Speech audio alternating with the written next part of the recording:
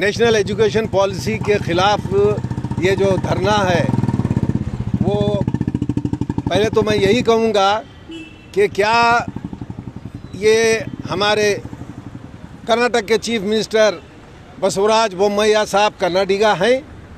मुझे ये सवाल उठता है कि क्या कर्नाटका है? हमारा जो 3 लैंग्वेज फार्मूला है एजुकेशन का, जो आज़ादी के बाद से अब तक है ना इम्प्लीमेंट हुआ है, इसको है ना करते आए हैं, ये हमारे फेडरल स्ट्रक्चर को मजबूत बनाने का, और हमारे बच्चे आज जो पूरी है ना दुनिया में IT, BT, इंजीनियरिंग, टेक्नोलॉजी, यहाँ तक कि हर एक है ना फील्ड में अपना लोहा है ना मनवा चुके हैं।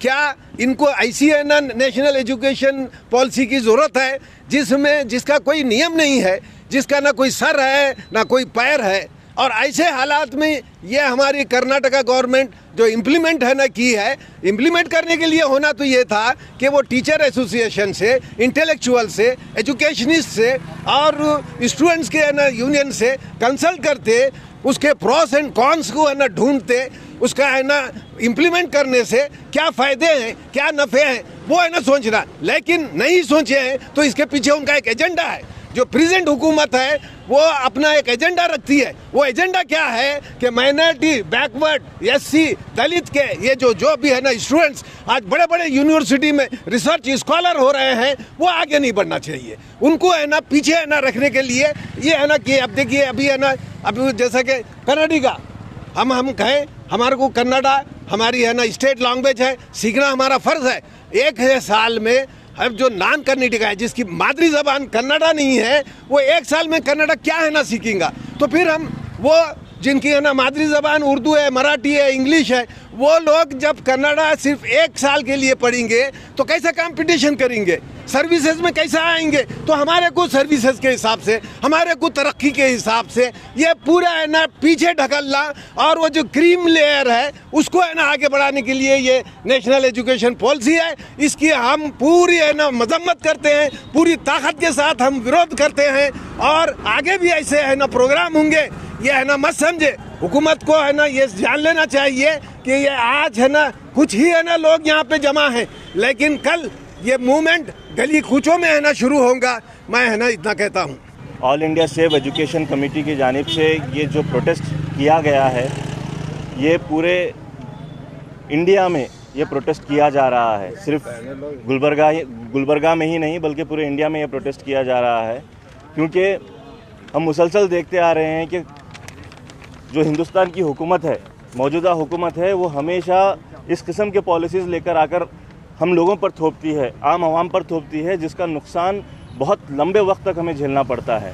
आज किसानों का मूवमेंट 1 साल तक होने के बाद में उसे वापस लेना पड़ा हुकूमत को, लेकिन उससे कहीं गुना ज़्यादा ख़तरनाक अगर कोई पॉलिसी यहाँ पर इम्प्लीमेंट करने की कोशिश की गई है और इम्प्लीमेंट सबसे पहले कर्नाटक में हुआ है, तो वो नेशनल एजुकेशन पॉलिसी है।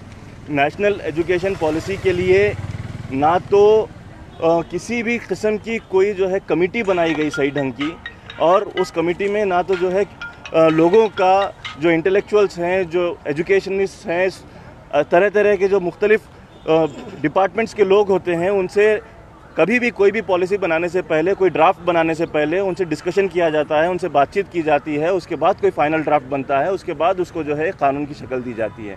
लेकिन अफसोस की बात यह है कि ये हुकूमत हर किस्म के कानून लाने के लिए जो है कोई भी ड्राफ्ट कमेटी बनाने के लिए तैयार नहीं है। अगर कोई ड्राफ्ट कमेटी ये बनाती भी है तो वो अपने ही लोगों को, जो अपनी सोच के, अपनी आइडियोलॉजी के लोग हैं, उन्हीं को लाकर सामने खड़ा करती है।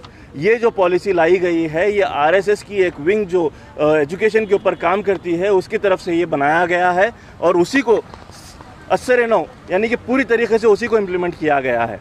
इसका नुकसान रिजर्वेशन हम लोगों को हासिल करने में होगा। रिजर्वेशंस नहीं हासिल कर पाएंगे, दलित है, गरीब तबका है, पिछड़े तबका है, ये रिजर्वेशंस हासिल करने में नुकसान उसको भुगतना पड़ेगा। और बड़े बड़े यूनिवर्सिटीज़ को प्राइवेटाइज़ करने की कोशिश है।